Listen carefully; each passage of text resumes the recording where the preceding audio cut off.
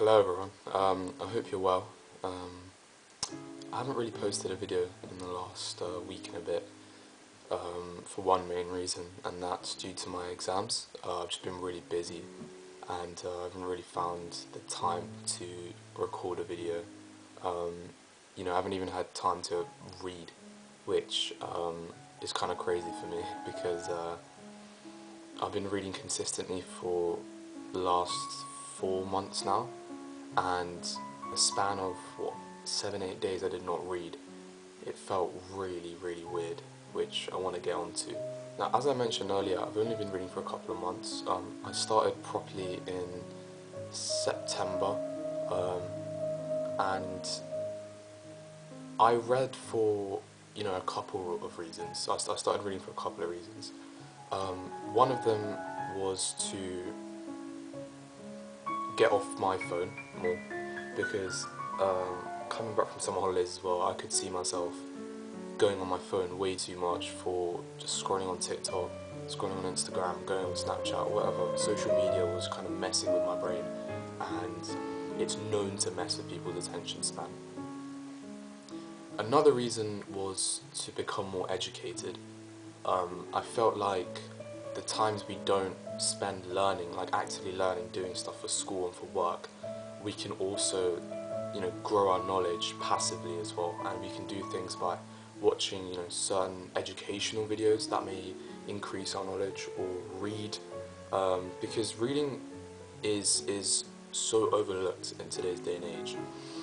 People think reading is just you're reading purely for school or purely for a certain objective, which I had the false assumption for before, but it's important to read for pleasure, and I think that's where people draw their line, because they don't understand reading for pleasure. They don't read for pleasure in the sense of, instead of watching a Netflix show, I just pick up a book for a couple of hours and read it, because that's what happened to me. I transformed reading into a form of entertainment rather than a daily task. The first couple of weeks I started reading, it was quite hard to stay consistent, especially because I picked up quite a heavy book to start reading, and that was Crime and Punishment.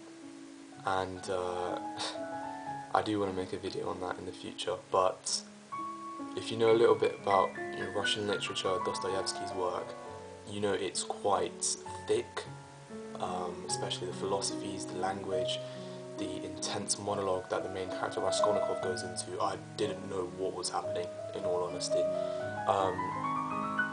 But I'm glad I stayed consistent, because developing the habit of just sitting down for about 30 to 40 minutes and reading before bed, reading on the train, or whatever, times you would just scroll TikTok, just carrying a book and reading a couple of chapters, was really impactful for me. And I realised that last week, when I wasn't reading anything. It's so common in today's day and age to have, a worryingly large screen time. I have friends who have a screen time of 8 hours just on TikTok alone, which is unfathomable, to be honest. I think a normal accepted screen time nowadays is somewhere between 4 to 5 hours. At least in my school, 4 to 5 hours seems like the norm for everyone, which, if you just sit back and reflect, 5 hours, and most of the time you're on your phone, you're not really doing anything too impactful. You're kind of just texting people, scrolling on social media. You're doing that for 5 hours a day. Think about the 24 hours you have in a day, and let's just say you're sleeping for 8 of them, so 16. 5 out of the 16 hours, about a third of your day you're just wasting by pointlessly scrolling on Instagram, TikTok, and other social media apps. Now, I'm not saying you have to be this productivity demon that only wants to be productive and only wants to sort of learn and gain and whatever. I'm not saying you have to do that. I think it's important to set limits, and it's important to sort of balance your day. But I think 5 hours is quite excessive. It's crazy how our ancestors used to go the whole day without any entertainment, and the only entertainment they used to have is probably once a week, this long form sort of theatrical performance that used to happen in the village or whatever, and they used to just sit there and watch it undistracted. I mean, now we can't even watch a Netflix show without scrolling Instagram, which is really bad. It's really bad because our minds are so programmed to being constantly kind of stimulated by some sort of external things, you know, TikTok.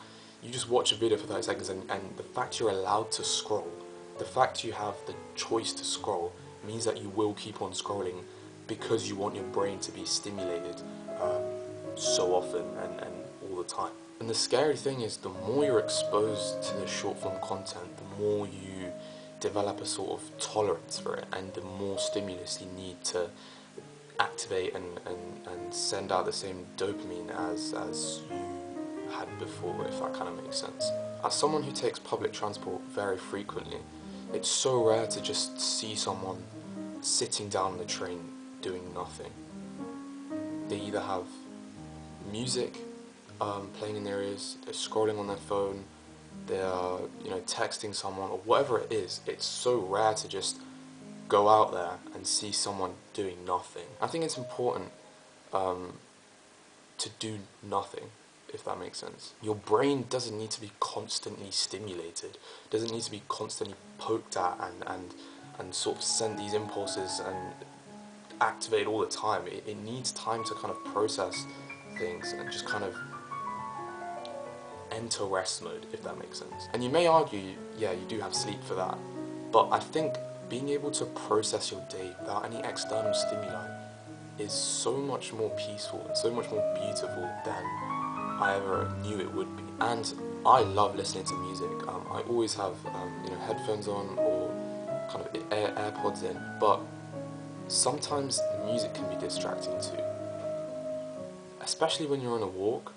I think just listening to the sounds of nature, listening to kind of the gravel beneath your foot where you're walking, or listening to the wind is a way you can kind of connect with nature. And I'm not saying music is bad. I think that it's still a stimuli though, but it's less of a stimuli than something like TikTok, where your brain's being constantly sort of punched at in a way. I think the best way to tackle this is to just read.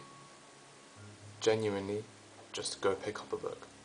I'm begging you, go pick up a book. It doesn't have to be classic, deep Russian literature. It can literally be anything. The way I really got into reading was by reading manga, and in particular, there was a manga called The Climber, which I'll put up images over here.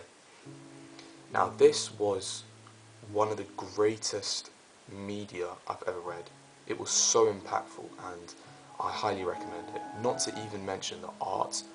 The art is actually phenomenal. Like, there were times where I was just reading it and I was just staring at a page for multiple minutes, just admiring the artist's work on the page. The amount of detail and time it just takes to sort of draw one panel is just crazy. I do want to make a video in the future about The Climber, because I do think it is such a beautiful piece of media, and a media that everyone should experience, definitely. But enough about The Climber. This is just an example of how I got into reading and how I recommend some people, other people, they could use this method, the same method that I did to get into reading too. Another thing is, don't force yourself to read. You don't want to make it like a chore, as I mentioned earlier on in the video. You want to read for pleasure, so read something you like. It doesn't have to be Pride and Prejudice by Jane Austen. It doesn't have to be, what I'm reading right now, Wuthering Heights by Emily Bronte. Start off by reading something you like. If you told me, a couple of months ago that I would be reading Wuthering Heights by Emily Bronte, I would probably not believe it, because I wouldn't really see myself reading a book like this. But getting into something that you like and kind of following this ladder of literature is the best way to take on a hobby like reading. Now, Crime and Punishment for me was captivating because I'm really interested with sort of human psychology, and I really like the idea of it being a cycle of mental torment in a way, and that's what captivated me to properly start reading, if that makes sense. But to end the video, I want to say, please get off your phone more. It's not good to be on your phone so much, and from someone who had long hours of screen time, maybe like 5 or 6 hours a day, like a year ago, getting off my phone has probably been the most impactful thing that I've implemented in my life. The amount of peace that you get, and you start appreciating even the smallest things. So I highly recommend it. Get off your phone and start reading more.